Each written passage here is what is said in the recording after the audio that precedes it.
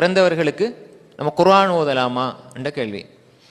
இப்போ குர்ஆனை பொறுத்தவரையில் அல்லாஹ் தஆலா குர்ஆனை சொல்கின்ற பொழுது நமக்கு நிறைய இடங்களை ஷஹ்ரு ரமதான் அல்லது யுன்ஸில ஃபீஹில் குர்ஆன் ஹுதல் லின்னாஸ் வ பையினாத்தி மினல் ஹுதா வல் ஃபுர்கான் என்று தான் வருது. அப்போ ரமதான் மாதத்தில் நம்ம குர்ஆனை இறக்கினோம், அல்லாஹ் தஆலா சொல்கிறோம் நம்ம குர்ஆனை இறக்கினோம் அல்லது யுன்ஸில ஃபீஹில் குர்ஆன் ஹுதல் லின்னாஸ், மக்களுக்கு நேர்வழி காட்டுவதற்கு நம்ம எல்லாம் தெரிஞ்ச ஒரு வசனம்.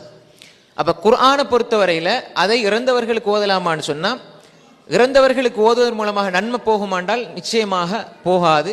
இறந்தவர்களுக்காக குர்ஆன் ஓதப்படுறதுக்காக இறக்கப்படவில்லை. இறந்தவர்களுக்காக நீங்க ஓதுங்க நன்மை கிடைக்கும் என்பதற்காக வேண்டி குர்ஆன் இறக்கப்படவில்லை. ஆனா குர்ஆன் ஓதி ஓதி அனுப்புறது என்பது அது ஹதீஸ்ல சொல்லப்படவில்லை. அப்படி இருந்திருந்தால் அதை ரசூல் ஸல்லல்லாஹு அலைஹி வஸல்லம் தன் அன்பு மனைவி கதீஜா ரலியல்லாஹு அன்ஹா செஞ்சிருப்பாங்க, அதே மாதிரி சஹாபாக்கள் செஞ்சிருப்பாங்க. எந்த ஒரு ஆதாரபூர்வமான செய்தியும் கிடையாது. ரசூலுல்லாஹ் மரணிச்சவர்களுக்காக குர்ஆன் ஓதுனாங்கன்ற செய்தி கிடையாது.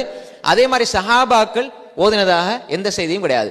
அது நலவாக இருந்திருந்தால் எங்களை விட நன்மைகளில் முந்திய சஹாபாக்கள் அதில் முந்தி இருப்பார்கள். எனவே அது ஆதாரமற்ற செய்தி. அப்படி வரக்கூடிய யாசின் சம்பந்தமா ஏனைய சூறாக்கள் ஓதுற சம்பந்தம் வரக்கூடிய செய்தி ஆதாரமற்ற செய்தி. அதே மாதிரி குர்ஆனை நம்ம ஓதி ஓதி அனுப்புவதனால நமக்கு எந்த ஒரு பலனும் கிடைக்கப் போவதில்லை.